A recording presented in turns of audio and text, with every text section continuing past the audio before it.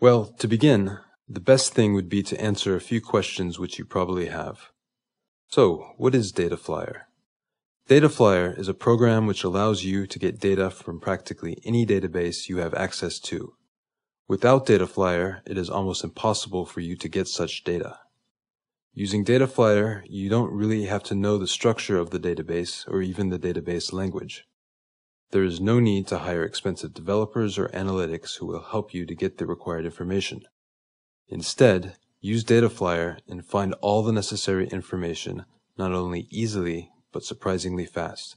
You won't be saving minutes, but hours. How can it help me?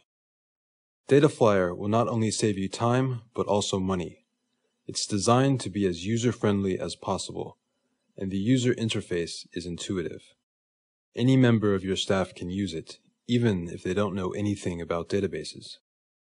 Do I have to change my environment? Not at all. If you have one of the following databases, just install DataFlyer and connect it to the database. That's it. There is no need to adapt your current environment. DataFlyer adapts to you. The explanation sounds good. Okay, we'll go through our example now. Imagine that we have a database of movie awards for which we have to find all movies between 1970 and 1980 where Jack Nicholson was nominated as an actor. Our colleague helps by telling us the movie One Flew Over the Cuckoo's Nest might be in this result. Well, let's start. Once the DataFlyer connects to our database, we can see a list of tables in there. As you can see, there are several choices available. Actor with a list of actors, Picture with a list of movies, or Winner with a list of all awarded movies, actors, directors, etc. What we will choose is the table Nominee, as we are looking for movies where Jack Nicholson has been nominated. When we open this table, it will help us if we select some columns. In this case, picture name should be enough, as we will try to find the movie One Flew Over the Cuckoo's Nest. Let's sort that table and look for it.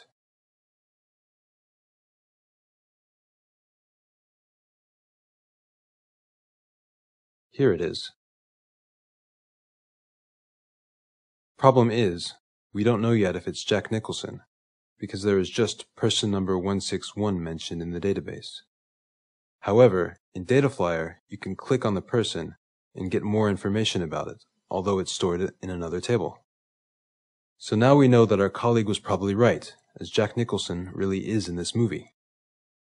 Here we also see that this movie is from 1975, which is in our range. If we are interested in another movie from this list, just click on it to get more information. Now we see that here, in the movie Chinatown, Jack Nicholson is also nominated as an actor. It was directed by Roman Polanski, our favorite director. To see what else Mr. Polanski has directed, simply open More Information.